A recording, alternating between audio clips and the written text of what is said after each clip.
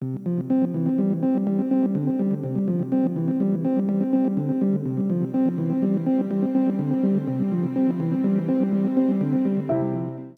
kick the afternoon session back off, we have our very own IT specialist, Roger. Roger's got 30 years experience in the IT industry. He's previously worked for large technology companies like Amazon, Oracle, Pfizer Pharmaceutical, and now he is a IT manager at LandTrack Systems. He looks after our technical product as well as a multitude of other Datamine teams. He has a passion for both technology, and travel has taken him around the world with professional stints in the United States, England, and South Korea. And he's contributed to multiple major global projects in terms of implementation, as well as leading multinational companies. So please welcome Roger. Thanks, Hawken. As Hawken mentioned, I'm with LandTrack Systems. For those who don't know who we are, we've been in the tenement management space since, I think, about 2004, and have been considered to be an industry-leading company in that space. We were acquired by Datamine about 3 years ago, and that's been really positive for us to help us expand our software into new jurisdictions. Most recently, we've had our first 2 sales last year up in Canada for the LandTracker software, if you're familiar with that, for managing tenements in the US or actually titles in the US and Canada in Ontario and BC. So it's been really positive for us for the move to Datamine. So I'm here to give you a bit of an update on what we do for in the exploration portfolio, and how we can help contribute to your life of mine solution. So obviously we've kind of already seen this slide before. We're part of the exploration portfolio, as John mentioned earlier, and so I won't bore you with these details. So what we're here to do is help you with your mining compliance, and bring that all into one system to be able to manage that process, get the data updated, and keep yourself compliant with your tenements going forward. Western Australia is very unique in that marketplace in terms of the compliance and the forfeiture, as Peter, my colleagues, already mentioned earlier. The application for forfeitures are very rampant, so having software to help you manage that process is very, very important. So we're here to help you with that, and keep that information consolidated and updated automatically. So how we do that? We have 4 products actually in our portfolio. We have our GeoSearch, LandTracker, Expenditure Watch, and the Tenement Safety Net product. So LandTracker is an integrated asset management system that you can bring in all your assets, whether they be the tenements or agreements or environmental assets, and then have compliance information associated to that, which generates actions that you can then view and get alerts on and things like that from there. So Expenditure Watch is for tracking your expenditure. We integrate into your accounting systems and then bring that data into the Expenditure Watch product and produce reports, including your Form 5 group reporting, and enable you to track that on a daily basis with updates from the mineral titles online as to what your commitments are and where you're tracking towards that. GeoSearch is a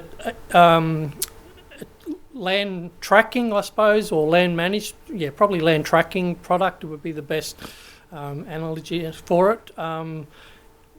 We are able to give you reports on a daily basis on what is actually changing in your what we would consider to be an area of interest. So you can give us an area that you're looking at tracking.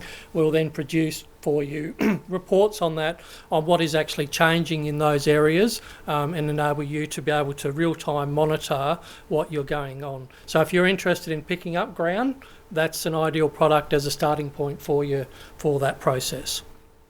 Tenement Safety Net is a specialty product as a backup to make sure that you're actually on track of your compliance items. So with that one, we unlike the LandTracker where your actions are, with this one you don't need to actually have LandTracker to be able to find out whether you're compliant and what your actual upcoming compliance items are for your tenure.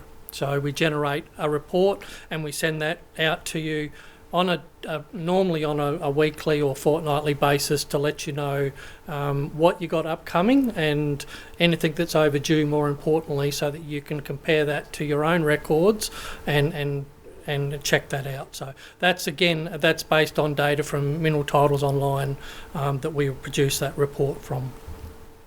Okay, so the features and benefits. The fundamental basis of our product is a data service. So we're actually capturing data from various sources. We're uploading that data onto our systems daily and then producing your reports for that based on that. So at the moment we have all the states in Australia that we pull data from daily, and this is all public domain information. So we're not obviously bringing anything private into that. You can get all this information from a government website. We've also released, as I said before, Ontario, British Columbia. We're in the process of doing Quebec and Nunavut in Canada as well, and we just actually finished our Brazil data integration, and we've had Finland for probably the better part of 2 years now as well available. So. So you can configure LandTracker to match your business processes and actually be able to set your actions on what you need to perform and be able to tick them off within LandTracker as you complete those actions. You can then get alerts as well to let you know what is happening within your system. So all of that's well and great, but pretty boring. So what I'd like to do is obviously talk a little bit about the data that we're getting, and just to give you a context around where we are in the exploration space on whether that is actually tracking what we believe the commodities have been tracking over the last 6 years, and whether we're actually highlights a trend for us exploring based on applications for new ground in the highest priced commodities. Remembering that this data is all freely available, so I haven't actually put a source on each slide, but it's received, most of it's from Mineral Titles Online or the Data Service Centre as well. Okay, so if you're interested in the data, that's where you can go and look at it. So, okay, so what we're going to be actually looking at here, this is actually our LandTracker Maps product, which is actually using our data service and provides access to all of those jurisdictions that I mentioned. You can actually view the tenement information there. And we're able to track at a field level all the changes to that data, which forms the basis of our reports for you. So you can find out if a tenement changed in holder, or if its area changed and things, or its status even, and get a report based on that. Okay. So if you haven't used the LandTracker Maps, it's a free service. You can go and have a look at it and register and have a look at this information. So at the moment in WA, I'm not sure if you actually know how many tenements we actually have. This is your live and pending tenements in WA at the moment. So we've got some nearly 32,000 tenements that are either live or pending in WA at the moment. Okay, so all the green ones, they're all your live tenements, and then your blue ones are all your current pending tenements. Okay. In addition to that, there's some around 83,000 dead tenements that we're also tracking in LandTracker in our data service. Okay. You can't see them in LandTracker Maps, but you can see them in the LandTracker product if you need to track dead tenements. They do still get updates from Mineral Titles Online occasionally, so you can still feed them in. And more to the point, if you're looking at it for potentially going over ground that was previously covered, then knowing about the previous tenement information is quite important for that process as well. What was, who had it and what was actually covered there as well. So that's available as a dead tenement inquiry as well. So, okay. So as I said before, we also actually track other jurisdictions. So this is actually just to give you an example of our Finland data.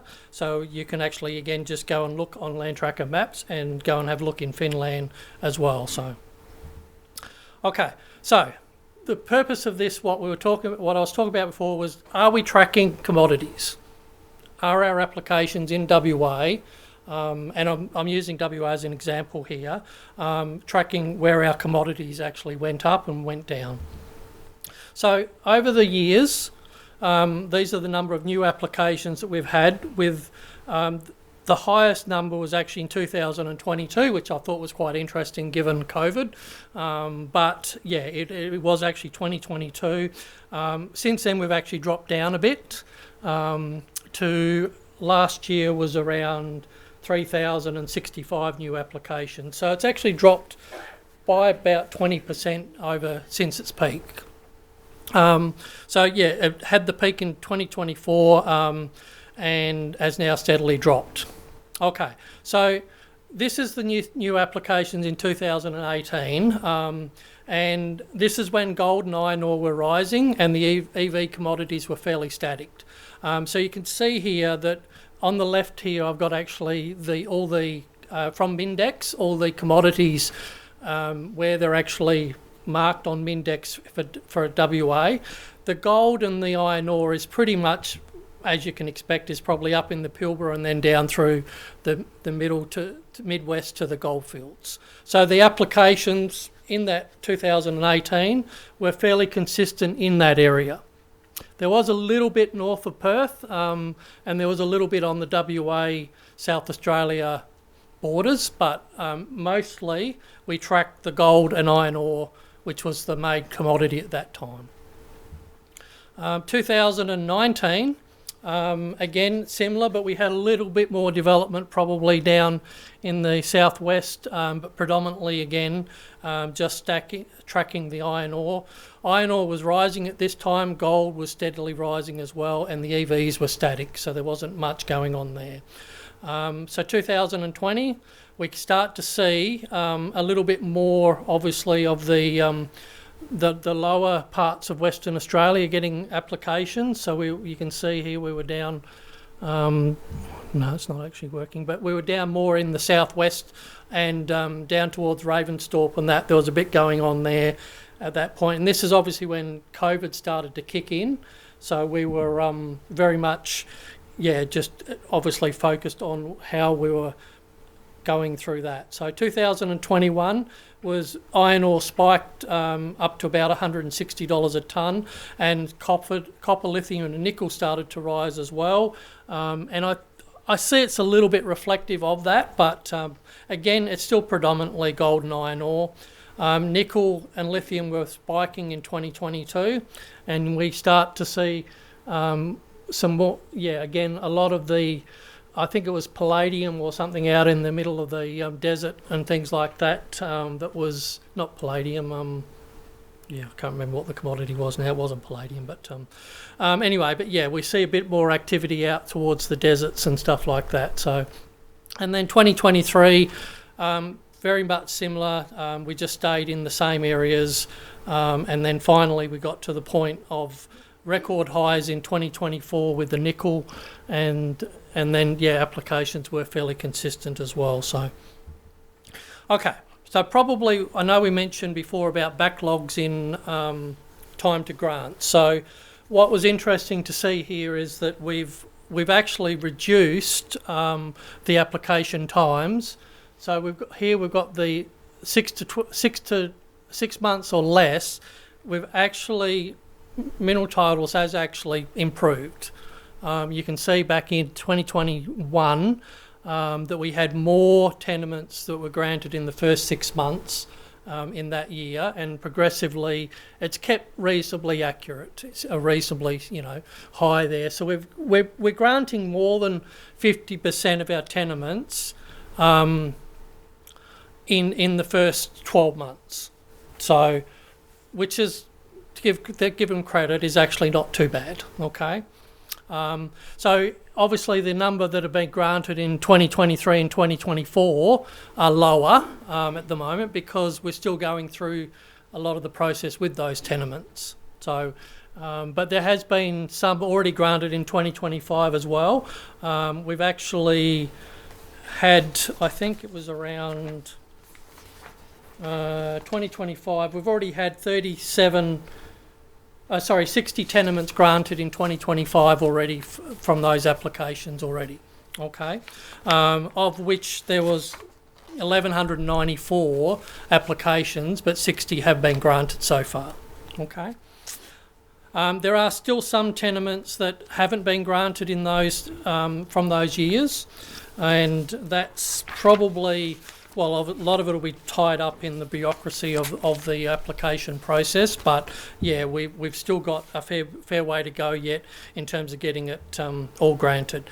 So death reason's another interesting stat that we're trying to here looking at why they're dying. On average, around 35 to 40% of our tenements are dying because they're withdrawn, and they're withdrawn generally because of a coinciding application on the ground, typically a ballot, so they're just being dropped off once you lose the ballot.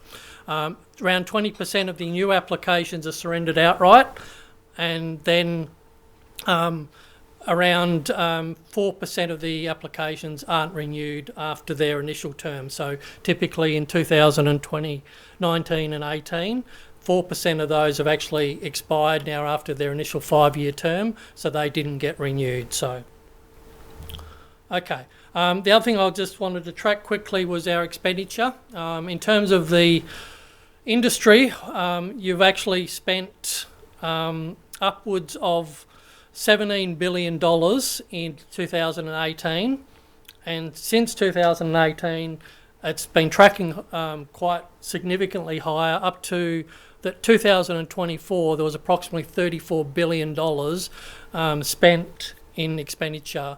This is what is declared on MTO through your Form 5s. Okay.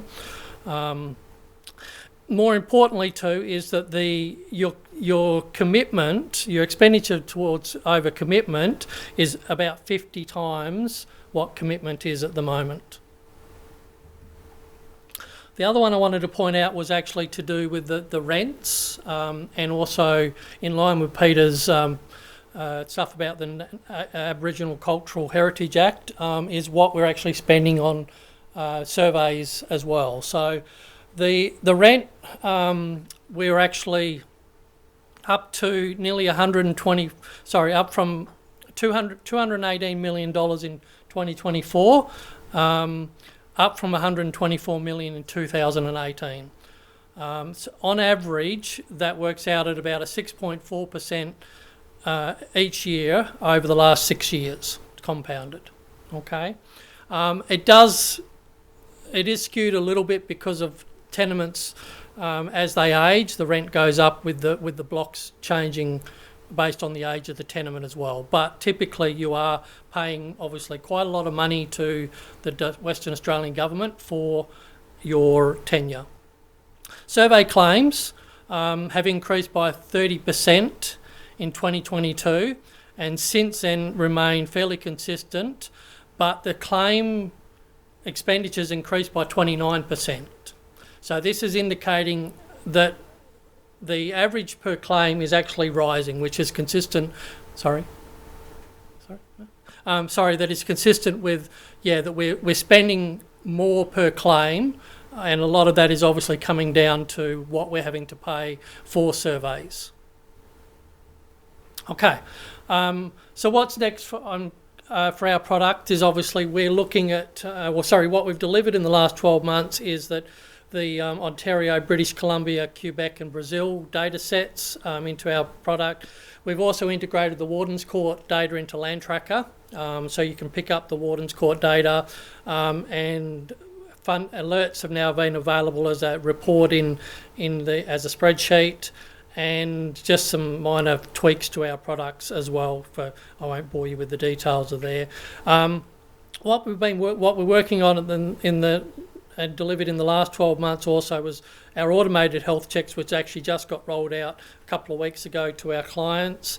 We've upgraded our documentation on the Datamine website, introduced some new fields from the mineral titles online, and a couple of minor bug fixes as well. So what are we working on the next 12 months? As I think John said, we are working on new jurisdictions. We're currently working on Brazil, and I think Peru and possibly Egypt is another one we've had a request for, so we're going to be doing that. We're also updating our UI and getting a new look and feel. There's a feature called Dynamic Dashboard that we are looking at as well, and we are, for beyond that, looking at ArcGIS integration. Instead of using our LandTracker Maps product that we were just seeing previously, we're looking at integrating ArcGIS online so that you can actually put your tenement data in as a layer into your ArcGIS and save it there for your purposes. That'll include all your customised data in the tenement as well, so that you can put that into ArcGIS. We're in the process of developing a new expenditure watch, which I think John mentioned earlier.